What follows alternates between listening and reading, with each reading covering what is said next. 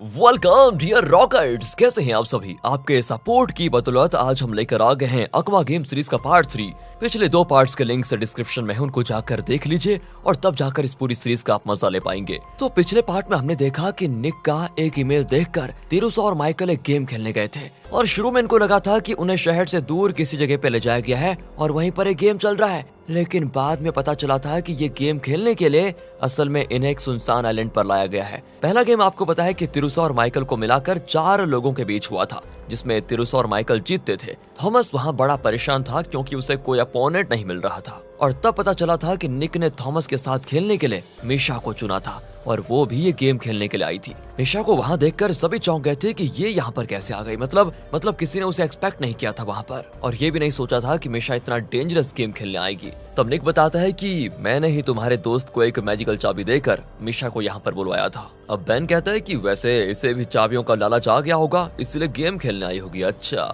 And दोस्तों, तब निक उन्हें एक वीडियो दिखाता है और बताता है कि जिस तरह यहाँ पर 8 प्लेयर्स गेम खेल रहे हैं, वैसे कुछ दूर पर एक और ग्रुप खेल रहा है। गेम में जो लोग हारे थे उन्होंने यहाँ से बचने की कोशिश की और बदकिस्मती से मारे गए। तब चार्ल्स कहता है कि हाँ, उन लोगों को ड्रोन से मार डाला। एंड दोस्तों, ये सुनकर तिरुसा की हालत खराब हो जाती है, वो चौंक जाता है। तब थॉमस बताता है कि हाँ, यहाँ कुछ ड्रोन्स घूम रहे हैं जिन पर बॉम्ब लगा है। अगर कोई यहाँ से बचकर भागने की कोशिश करेगा तो ड्रोन्स उन्हें खत्म कर देंगे और ये कोई साधारण जगह नहीं है, ये असल में एक अकेला आइलैंड है। अब तिरुसा निक से दोबारा पूछता है कि इतना खतरनाक गेम खिलाने के पीछे तुम्हारा मकसद क्या है। इतने में बैन बीच में बोलता है कि निक, अच्छा हो या बुरा, इससे हमें क्या लेना देना भाई, मैं तो यहाँ ज्यादा से ज्यादा चाबियां जीतने के लिए आया हूँ, बस मुझे वो मिल जाए तो काम बन जाएगा। तब निक बताता है कि इन सारे गेम्स में जीतकर फाइनल में भी जीतने वाले को ढेर सारी चाबियां ही नहीं बल्कि एक बहुत बड़ा इनाम भी मिलेगा। तिरुसा, यूकी, माइकल और जॉन ये सभी पहला राउंड खेल चुके हैं। 1 घंटे में बाकी 4 कंटेस्टेंट्स का गेम शुरू होगा।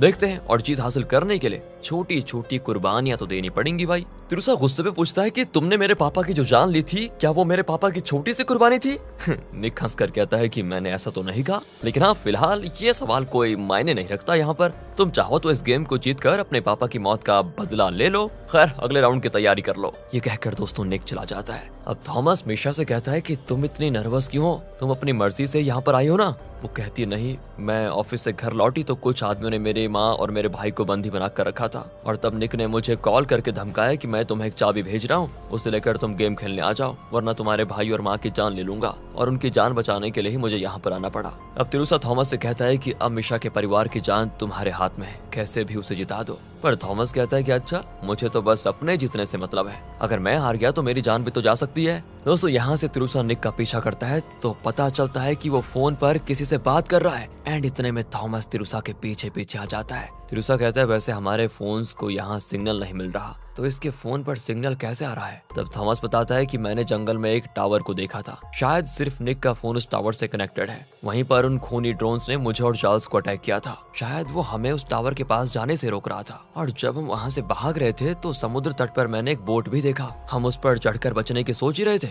कि एक और ड्रोन ने आकर उस बोट को ब्लास्ट कर दिया। ओहो। तिरुसा कहता है कि अगर ऐसा है तो जब तुम और मिशा गेम खेल रहे होंगे तो मैं जाकर उस टावर के साथ अपना मोबाइल कनेक्ट कर दूंगा, फिर शहर में किसी को कॉल करके मदद के लिए बुलाऊंगा, देखते हैं क्या होता है। लेकिन हाँ, एक और बात, अगर मेरा प्लान सफल नहीं हुआ तो प्लीज कैसे भी करके मिशा की खातिर तुम एक राउंड हार जाना, वरना बेचारी का परिवार मिट जाएगा। पर दोस्तों, थॉमस इसका कोई जवाब न देते हुए निकल जाता है। दूसरी ओर मिशा अपनी माँ और भाई की फोटो देख रही होती है। एंड तब तिरुसा उसे एक मैप दिखाता है जो थॉमस ने बनाया था, वो भी तब जब वो जंगल में घूम रहा था। वो बताता है कि तुम्हारे ओरुचि ऐप की मदद से अगर हम इस टावर का कंप्यूटर हैक कर ले तो शहर में किसी को कांटेक्ट करके तुम्हारी माँ और तुम्हारे भाई को बचाया जा सकता है। वैसे निक ने उन दोनों को छुपा के कहाँ रखा है, पर मिशा नहीं जानती कि वो दोनों इस वक्त कहाँ रखे गए हैं। एंड दोस्तों, तभी मिशा के फोन पर ओरुचि ऐप बताता है मुझे उस कंप्यूटर के साथ कनेक्ट कर दो, फिर मैं शहर के सारे सीसीटीवी कैमरास को कंट्रोल कर सकता हूँ और आसानी से पता लगा सकता हूँ कि मिशा का भाई और उसकी माँ इस वक्त कहाँ पर है। तिरुसा कहता है ठीक है ठीक है। एंड वो मिशा को बताता है थॉमस बहुत ही शातिर है, याद रखना तुम किसी भी हाल में उसे पहले खेलने मत देना,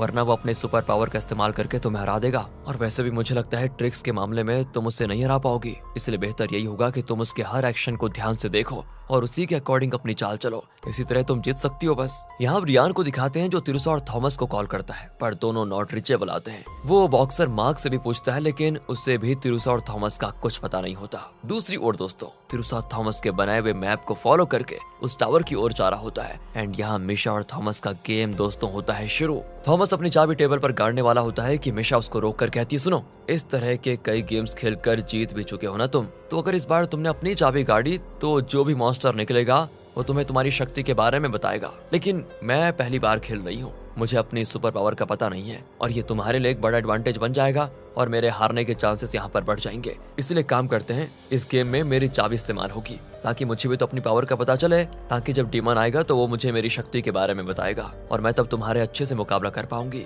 थॉमस को भी दोस्तों उसकी बात सही लगती है और वो कहता है, ठीक है, तुम भी क्या याद रखोगी, जाओ गाड़ दो अपनी चाबी। एंड दोस्तों दूसरी ओर चार्ल्स और बैन के बीच गेम शुरू होता है। बैन कोई मामूली आदमी नहीं बल्कि जापानीज चेस गेम में एक्सपर्ट है और ये आज तक एक भी गेम नहीं हारा। नॉर्मल इंसान के आईक्यू से कई ज्यादा है इसका आईक्यू और अब पता नहीं बेचारे चार्ल्स का क्या होगा। यहाँ मिशा अपनी चाबी गाड़ती है तो मॉन्स्टर प्रकट होता है।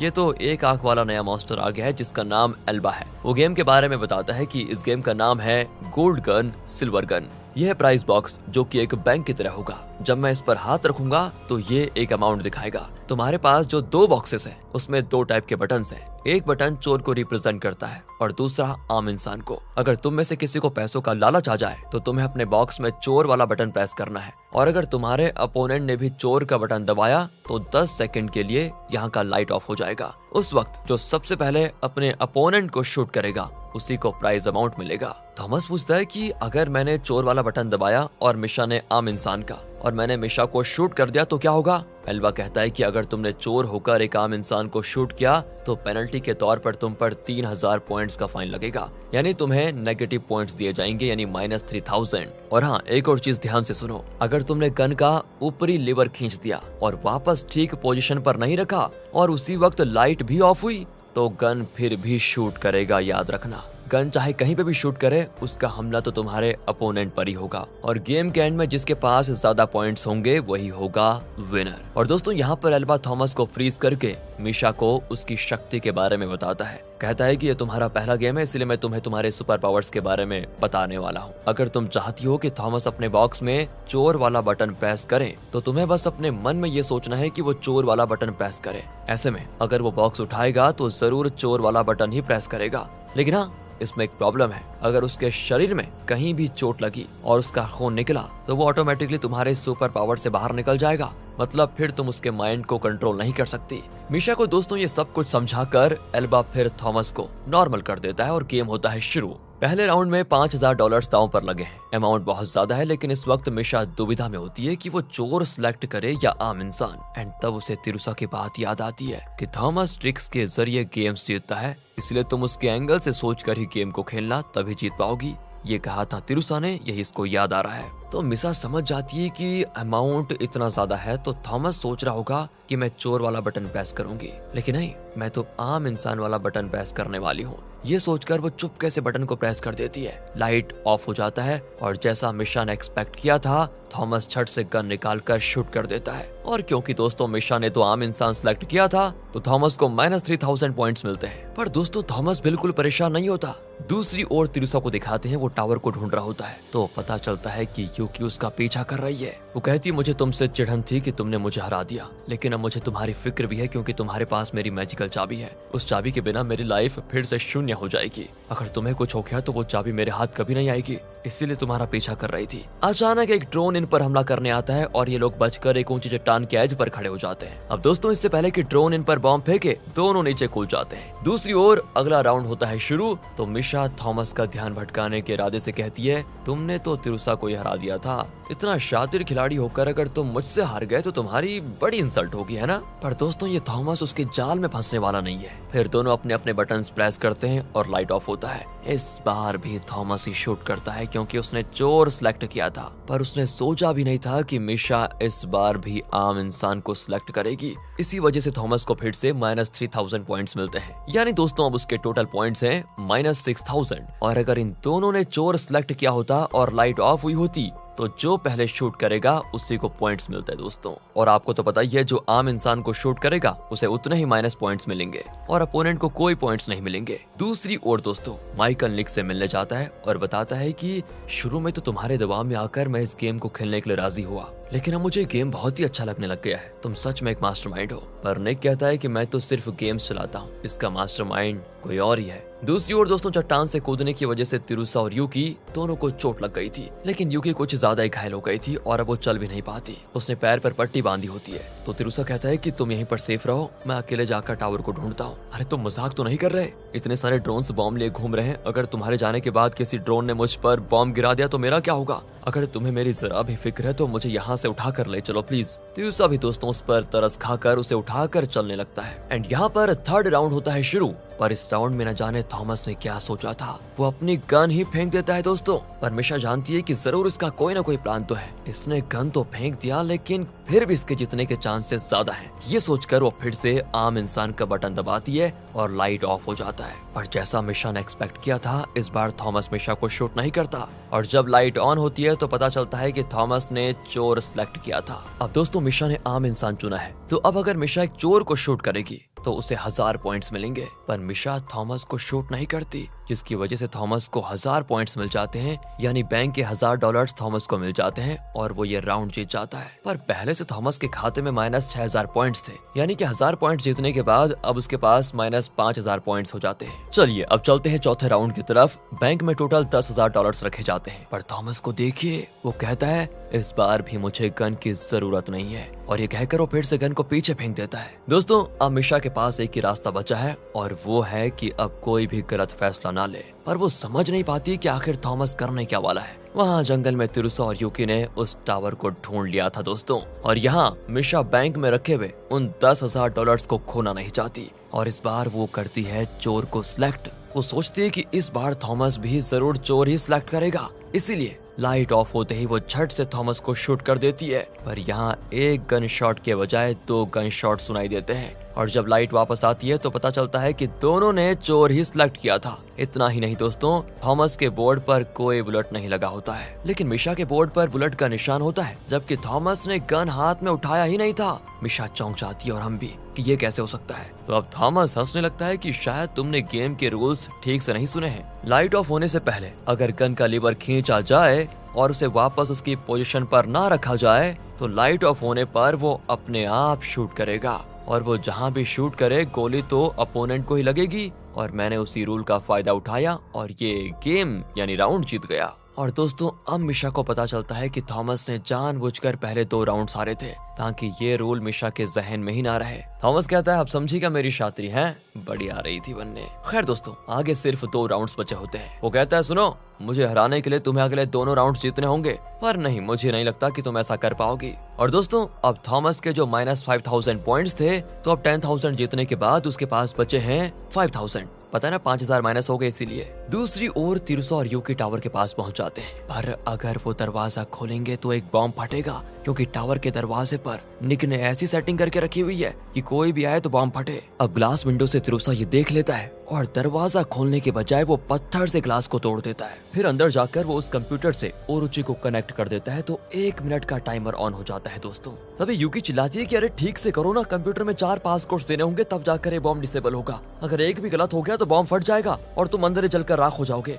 दोस्तों टाइमर बड़ी तेजी से चल रहा होता है, लेकिन तिरुसा टेंशन नहीं होता और आंखें बंद करके कुछ सोचने लगता है। वेल यहाँ दूसरी ओर थॉमस और मिशा के गेम का 5th राउंड चल रहा है। इस बार बैंक में $5000 है। अगर मिशा उसे जीत गई तो दोनों के 5000 पॉइंट्स हो जाएंगे और 6th राउंड में मिशा के जीतने के चांसेस बढ़ जाएंगे दोस्तों। अब ये सारी चीजें सोचकर मिशा इस बार अपने सुपर पावर यूज करने का फैसला करती है और थॉमस से कहती है कि ये गेम बहुत ही बोरिंग हो रहा है, इसे थोड़ा इंटरेस्टिंग बनाने के लिए क्यों ना इस राउंड में तुम मेरा बॉक्स ले लो और मैं तुम्हारा ले लूं। थॉमस कहता है कि वाह ये तो बहुत ही अच्छा आइडिया है, कहकर वो दोनों बॉक्सेस को एक्सचेंज कर लेते हैं दोस्तों। थॉमस कहता है कि अब हम दोनों ही चोर सेलेक्ट करते हैं, फिर गेम ड्रॉ हो जाएगा और फिर 6th राउंड और भी इंटरेस्टिंग हो जाएगा, है ना? क्या कहती हो? अब मिशा भी हाँ कह देती है लेकिन लाइट ऑफ होते ही दोनों एक दूसरे को शूट करते ही नहीं, और फिर लाइट वापस आती है तो पता चलता है कि मीशा ने चोर सिलेक्ट किया था, लेकिन थॉमस ने आम इंसान सिलेक्ट करके रखा हुआ था। दोस्तों, अगर थॉमस मीशा को शूट कर देता तो थॉमस को 5000 पॉइंट्स मिल जाते, पर क्योंकि उसने शूट नहीं किया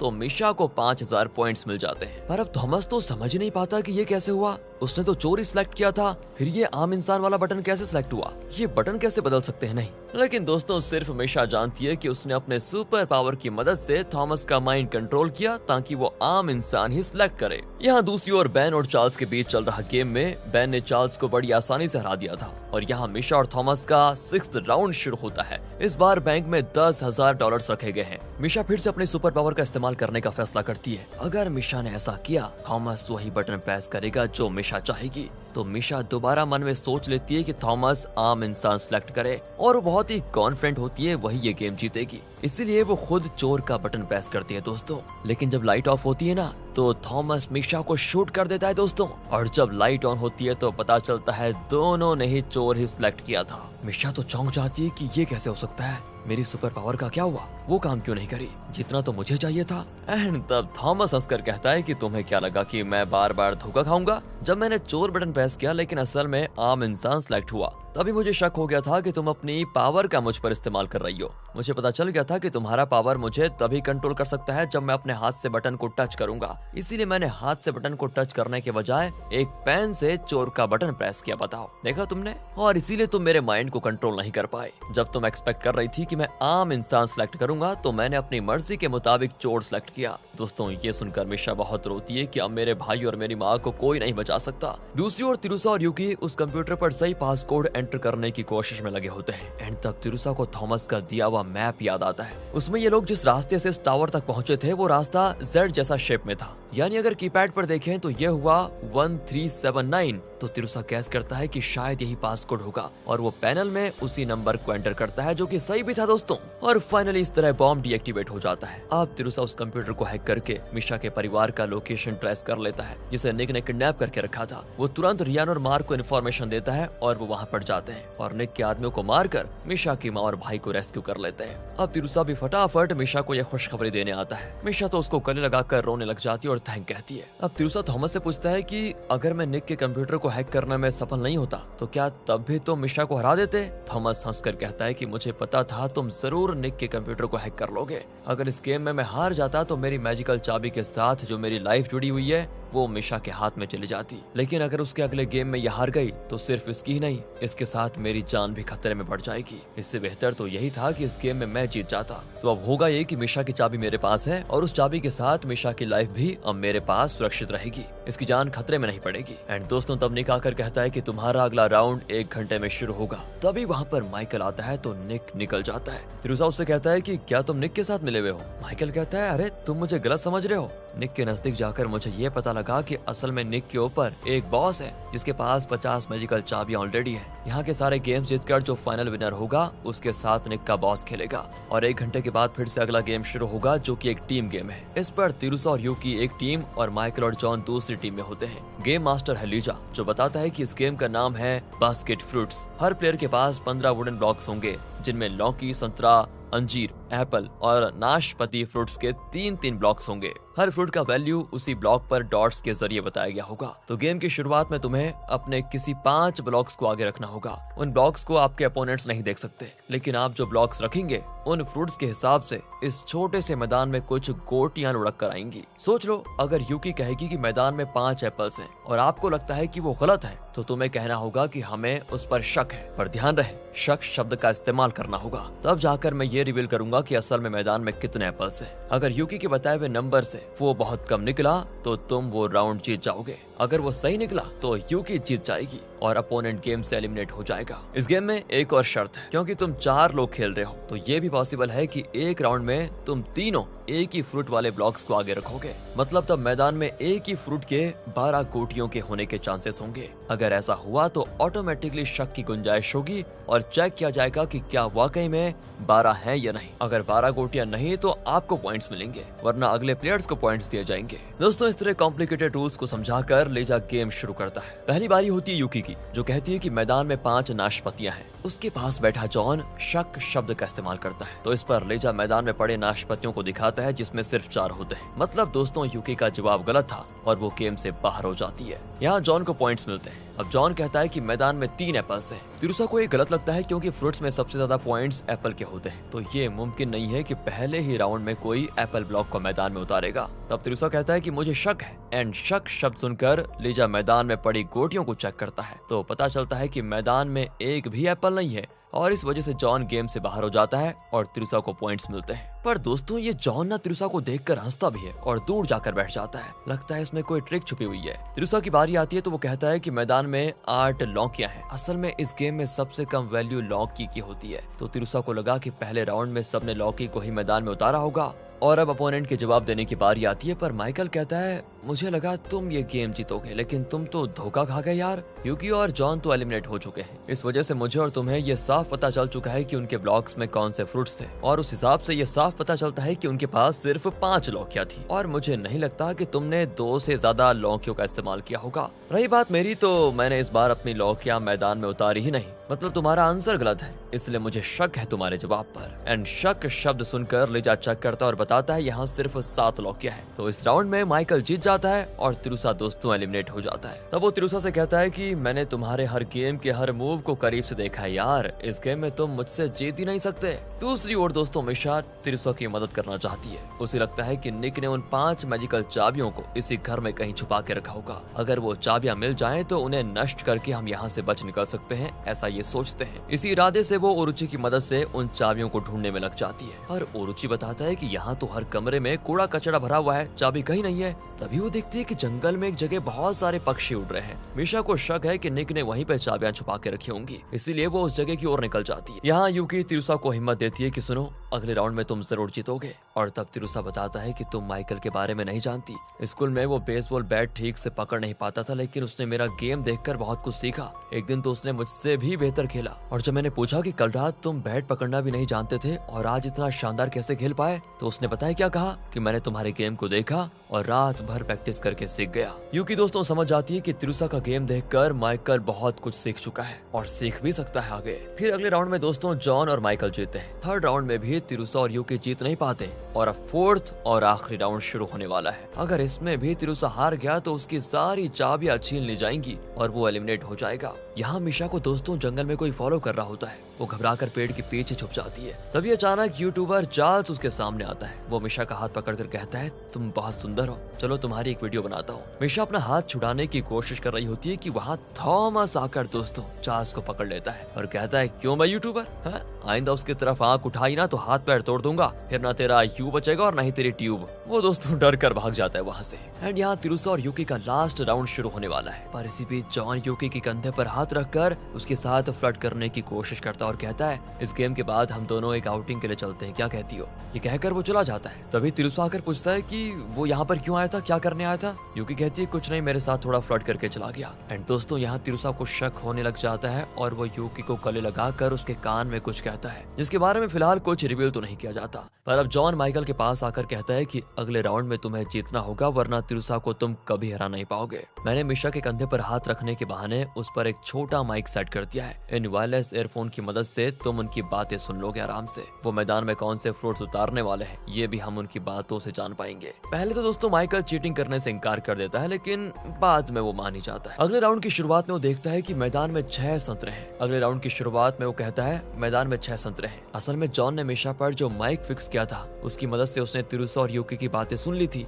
इसलिए वो बहुत ही कॉन्फिडेंटली कहता है कि हाँ मुझे यूकी पर शक है। तो इस पर गेम मास्टर लीजा चेक करता है और कहता है तुम्हारा जवाब गलत है, मैदान में सिर्फ 3 संतरे हैं। और इस तरह दोस्तों पहली बारी में माइकल एलिमिनेट हो जाता है। माइकल तो बौखला जाता है कि मैं हार कैसे गया। तब तिरुसा रिवील करता है कि जब यूकी ने उसे बताया कि जॉन बेवजह उसके कंधे को टच करके गया था, तो तिरुसा को शक हो गया और उसने मिशा को गले लगाने के बहाने देख लिया कि वहाँ पर माइक फिक्स किया गया है। उसने जानबूझकर उसके कान में झूठ बोला था कि पहले राउंड में तुम 3 संतरे मैदान में उतारना और उसके बाद मैं 3 संतरे उतारूंगा। यही सुनकर दोस्तों माइकल ने गलत जवाब जवाब दे दिया। इस तरह एन वक्त पर तिरुसा ने यूकी की मदद से माइकल को बाहर कर दिया और अब बचे हैं सिर्फ जॉन और यूकी। इसी तरह की ट्रिक से जॉन को भी हराकर तिरुसा के पॉइंट्स के साथ यूकी के पॉइंट्स जुड़ जाते हैं। अब इस गेम को जीतने के लिए तिरुसा को सिर्फ 5 पॉइंट्स की जरूरत है। पर यहाँ पर जॉन अपने सुपर पावर को यूज करता है, जिसके जरिए अगर वो अपनी एक आंख से किसी की आंखों में देखे तो उसे पता चल जाएगा कि वो क्या देख रहा है। तो वो तिरुसा की आंखों में देखकर पता लगाने की कोशिश करता है कि तिरुसा के पास कौन से फ्रूट्स वाले ब्लॉक्स हैं। पर तिरुसा उसकी चाल खूब समझता है और अपनी आंखें बंद करके सारे ब्लॉक्स को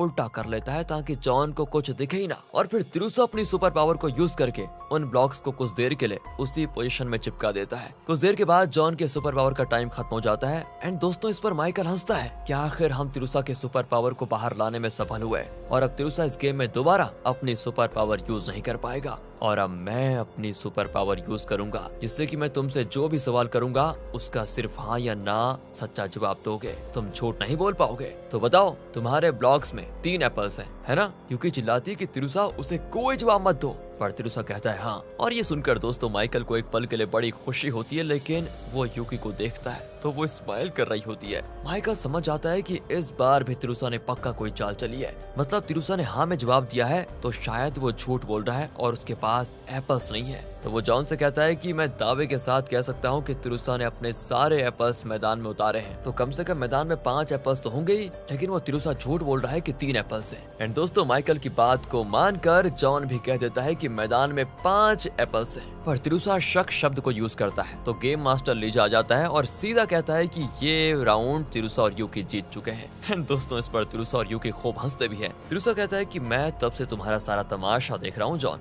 तुम मेरे गेम पर फोकस करने के बजाय मिशा के एक्सप्रेशन को ज्यादा समझने की कोशिश कर रहे थे ताकि उसके एक्सप्रेशन से मेरे गेम मोमेंट्स का पता लगा पाओ, पर मैंने यूकी को ऐसी ट्रेनिंग दी थी तुम्हें गुमराह करने की। आखिर में तुम लोगों ने अपने सुपर पावर के जरिए पता लगा ही लिया था कि मेरे पास 3 एप्पल्स हैं, लेकिन फिर भी यूकी की एक्टिंग से तुम धोखा खा गए और मेरे जाल में फंसकर अब गेम हार भी गए। इस पर दोस्तों माइकल और जॉन चिढ़कर वहाँ से चले जाते हैं। दूसरी ओर मिशा और थॉमस जंगल से वापस आ जाते हैं। तिरुसा पूछता है कि चार्ल्स कहाँ पर है। थॉमस कहता है कि उसे मारो गोली, वो जहाँ भी है हमें इससे क्या, वैसे हमने जंगल में एक जगह का पता लगा लिया है जहाँ पर निक ने कुछ छुपा के रखा हुआ है। तिरुसा भी कहता है ठीक है, तुम दोनों अगले गेम के लिए तैयार रहो, तब तक मैं जंगल में जाकर उस जगह को चेक करता हूँ। एंड इस तरह दोस्तों तिरुसा जंगल में निकल जाता है तो रास्ते में एक गुफा जैसी जगह होती है और अब तिरुसा रस्सी की मदद से उसके अंदर उतरने की कोशिश करता है तो रस्सी ढीली हो जाती है और वो नीचे गिरने वाला होता है, लेकिन तभी कोई रस्सी पकड़कर तिरुसा को ऊपर खींचने लगता है और ये देखिए ये कोई और नहीं तिरुसा का खुद का दोस्त माइकल है। माइकल कहता है तुम उस जगह को ढूंढ रहे हो ना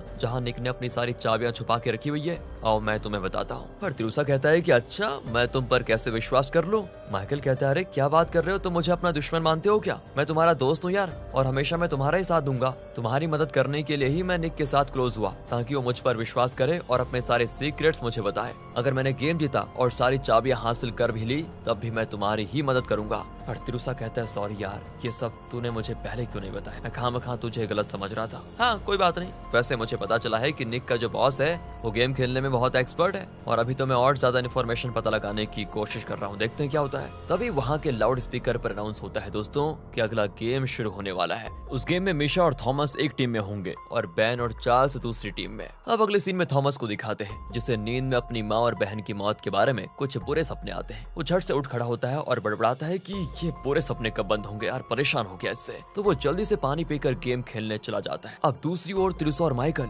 जंगल में गोडाउन तक पहुंचते हैं। तभी निक अपने आदमियों के साथ गोडाउन से बाहर निकलता है एंड उनके जाने के बाद ये दोनों गोडाउन के अंदर घुस जाते हैं क्योंकि वहाँ पर कोई सीसीटीवी कैमरा नजर नहीं आता। दूसरी ओर बैन अपनी वाइफ और बच्चे की वीडियोस देख रहा होता है। थॉमस और मिशा घर के अंदर घूम रहे होते हैं क्योंकि उनका गेम शुरू होने में 1 घंटा लगेगा। तब बैन सामने से आता है और थॉमस जानबूझकर उससे टकरा जाता है और इसी बहाने उसका मोबाइल उड़ा लेता है। दोस्तों वो मिशा उसको डांटती है कि अरे दूसरों की चीजें इस तरह लेना चोरी होती है, पता है, लौटा दो उसे। पर थॉमस कहता है अपने अपोनेंट की कमजोरियां जानना जरूरी है, तभी तो हम गेम जीत पाएंगे। और अब गेम शुरू होने वाला होता है तो बैन कहता है सुनो थॉमस, मुझे मेरा मोबाइल लौटा दो। थॉमस तो चौंक जाता है कि अच्छा तुम्हें पहले से पता था क्या, तो वापस क्यों नहीं मांगा? वो इसीलिए कि तुम मेरे मोबाइल की वीडियोस देखकर मेरी कोई कमजोरी जान नहीं सकते। और फिर चाबी काट कर गेम मास्टर एल्बा को बुलाया जाता है, जो बताता है इस गेम का नाम है क्ले गेम। पहली टीम का एक प्लेयर इस दरवाजे से अंदर जाएगा और वहाँ पर एक कागज पर वो कुछ भी लिख सकता है। फिर दूसरी टीम के प्लेयर को वहाँ पर जाकर उस पेपर पर जो लिखा होगा उसे चिकनी मिट्टी से एक मॉडल की तरह बनाना होगा। एग्जाम्पल के लिए, अगर मिशा अंदर जाकर स्टार लिखती है तो अगली टीम के प्लेयर को जाकर चिकनी मिट्टी का स्टार बनाना होगा। फिर अपोनेंट टीम का कोई उस स्टार में कुछ चेंज भी कर सकता है। फिर उस मॉडल को बनाने वाली टीम के प्लेयर को पता लगाना होगा कि असल में उस मॉडल में क्या चेंज किया गया है। दरवाजे के अंदर जाने वाले प्लेयर के अलावा जो बाहर होंगे वो किसी कुर्सी पर लगभग बेहोश हालत में बैठे होंगे। जब वो प्लेयर दरवाजे से वापस बाहर आएंगे तभी तुम लोगों को फिर से होश आएगा। पहले राउंड में चार्ल्स अंदर जाकर उस कागज पर लिखता है कुत्ता। फिर वो बाहर आकर अपनी सीट पर बैठते ही बेहोश हो जाता है। फिर मिशा अंदर जाकर मिट्टी से कुत्ता बनाती है, पर वो यहाँ रुकती नहीं और साथ ही उस कुत्ते के लिए एक बड़ा घर भी बनाती है। उसके बाहर जाते ही बैन अंदर आता है, जो कुत्ते के घर का दरवाजा मिट्टी से बंद कर देता है और बाहर आ जाता है। फिर थॉमस अंदर जाता है और अब उसे पता लगाना है कि बैन ने इस मॉडल में क्या बदलाव किया है। पर अब मुश्किल यह है कि यहाँ दो मॉडल्स हैं, एक घर का और एक कुत्ते का। चार्ल्स ने कागज पर क्या लिखा था ये तो चार्ल्स के अलावा सिर्फ मिशा और बैन जानते हैं। थॉमस को पता नहीं होता कि ओरिजिनली चार्ल्स ने कागज पर लिखा क्या था, पर घर को देखकर वो समझ जाता है कि इस घर का दरवाजा मिट्टी से बंद किया गया है। वो सोचता है कि बैन ने यही चेंज किया होगा, तो वो बाहर जाकर बताता है कि घर का दरवाजा बंद करके उस पर मिट्टी लगाई गई है। पर गेम मास्टर लीजा कहता है कि तुम्हारा जवाब गलत है। एंड अब थॉमस चौंक जाता है कि ये क्या कह रहे हो। घर को देखकर साफ पता चलता है कि दरवाजे वाली दीवार पर गीली मिट्टी लगी है, मतलब वही चेंज किया होगा ना। पर लीजा कहता है नहीं, असल में चार्ल्स ने पेपर में सिर्फ कुत्ता लिखा था, लेकिन तुम्हारी टीम की मिशा ने सिर्फ कुत्ता नहीं बनाया बल्कि उसके लिए एक बड़ा घर भी बना दिया। उसके बाद जो बैन अंदर गया तो उसे पता था कि तुम्हारा ध्यान कुत्ते पे नहीं जाएगा, क्योंकि घर उससे कई ज्यादा बड़ा था। तुम्हें लगा कि असली मॉडल तो घर ही है और तुमने उसके बदलाव को पहचाना, कुत्ते के बारे में सोचा ही नहीं। असल में बैन ने सिर्फ घर का दरवाजा ही सील नहीं किया, बल्कि उस छोटे से कुत्ते के पीछे एक छोटी सी पूंछ लगा दी थी, जिसकी तरफ शायद तुम्हारा ध्यान गया ही नहीं। तुमने असली मॉडल पर जो बदलाव था वो पहचाना ही नहीं, इसीलिए इस राउंड में चार्ल्स और बैन जीतते हैं। पर दोस्तों अगला राउंड होता है तो उसमें मिशा और थॉमस जीतते हैं और अब तीसरे राउंड में बैन की टीम पेपर पर लिखती है पानी, जिसे देखकर थॉमस मिट्टी से पानी जैसा कुछ बनाता है और उसे पता है कि जब बैन अंदर आएगा तो वो इसमें कोई ना कोई छेड़खानी तो जरूर करेगा और फिर मिशा को सही जवाब देने में बहुत मुश्किल हो जाएगी। इसलिए यहीं से मिशा की मदद करने के लिए वो मिट्टी के एक ब्लॉक के दो हिस्से करके उसके बीच में पानी शब्द लिखकर उसे वापस बंद कर देता है। एंड वो बहुत ही खुश होता है कि इस बार तो हमें जीतेंगे, लेकिन होता है उसका बिल्कुल ही उल्टा। बैन अंदर जाकर उस मॉडल पर कुछ चेंज करके बाहर आ जाता है और जब मिशा अंदर जाती है ना तो उसे कुछ समझ ही में नहीं आता कि ये आखिर क्या चीज है, किस चीज का मॉडल है। लेकिन तब वो मिट्टी के उन ब्लॉक्स को देख लेती है जिसमें से एक ब्लॉक पर कुछ मार्क किया होता है। मिशा समझ जाती है कि जरूर थॉमस ने इसके अंदर कोई क्लू छोड़ा होगा। वो भी उस ब्लॉक को उतार कर उसको खोल कर देखती है तो उसमें एक शब्द लिखा होता है एंड वो बाहर आकर पानी कहने के बजाय कहती है बर्फ। अब ये सुनकर थॉमस भड़क जाता है कि ये कैसे हो सकता है। तो बैन बताता है कि मुझे पता था कि तुम मिशा के लिए जरूर कोई ना कोई क्लू छोड़ोगे, इसीलिए मैंने भी वो ब्लॉक देखा और उसके अंदर जो तुमने पानी शब्द लिखा था उसे मिटाकर मैंने बर्फ लिख दिया।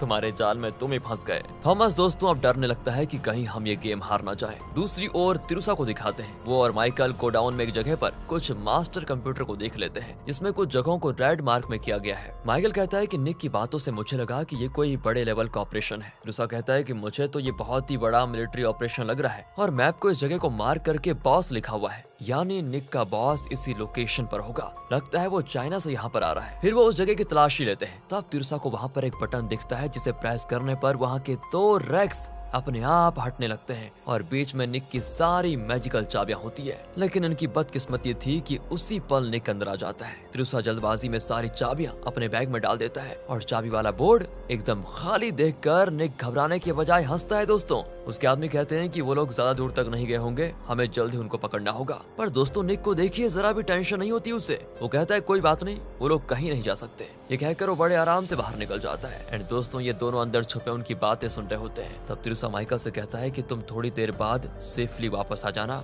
मैं पहले जाता हूँ। माइकल भी मान जाता है और तिरुसा बैग लेकर वहाँ बंगलो पर पहुँचता है। पर जब वो बैग खोलता है तो उसमें एक भी चाबी नहीं होती। वो चौंक जाता है कि ये कैसा जादू है, मैंने खुद सारी चाबियां इसमें डाली थी। तो दोस्तों अब तिरुसा अपनी एक मैजिकल चाबी को निकालकर यूकी की मदद से मॉन्स्टर को बुलाता है और कहता है, मैं और यूकी इस मिठाई के लिए गेम खेलना चाहते हैं, लेकिन गेम खेलने से पहले मैं आपसे ये पूछना चाहता हूँ कि मैंने निक के सेफ से उसकी 50 मैजिकल चाबियां निकाल कर इस बैग में रखी थी, लेकिन अब सारी की सारी चाबियां गायब हैं। तो इस पर मॉन्स्टर रिवील करता है कि मैजिकल चाबियों को तुम उसके ओनर की अनुमति के बिना कहीं नहीं लेकर जा सकते। तुम चाहे जितनी भी बार निक से चाबियां चुरा लो, लेकिन सारी चाबियां वापस उसी के पास पहुंच जाएंगी। दूसरी ओर दोस्तों, थॉमस इस राउंड को जीतने के लिए अपने सुपर पावर को यूज करने का फैसला करता है, जिसके बारे में उसने अब तक किसी को कुछ नहीं बताया था। तो वो दरवाजे पर अपने हाथ से एक सर्कल बनाता है, तो वहाँ पर एक मैजिकल चक्र बनता है और तभी पीछे से तो अमानुष्य हाथ उसकी तरफ बढ़ते हैं। और इसी के साथ ये सीन यहाँ पर होता है खत्म, और इसी सीन के साथ होता है अकमा सीरीज पार्ट 3 का दी एंड। इस सीरीज का 4th पार्ट, जो कि इस सीरीज का लास्ट पार्ट भी है दोस्तों, बहुत ही थ्रिलिंग है,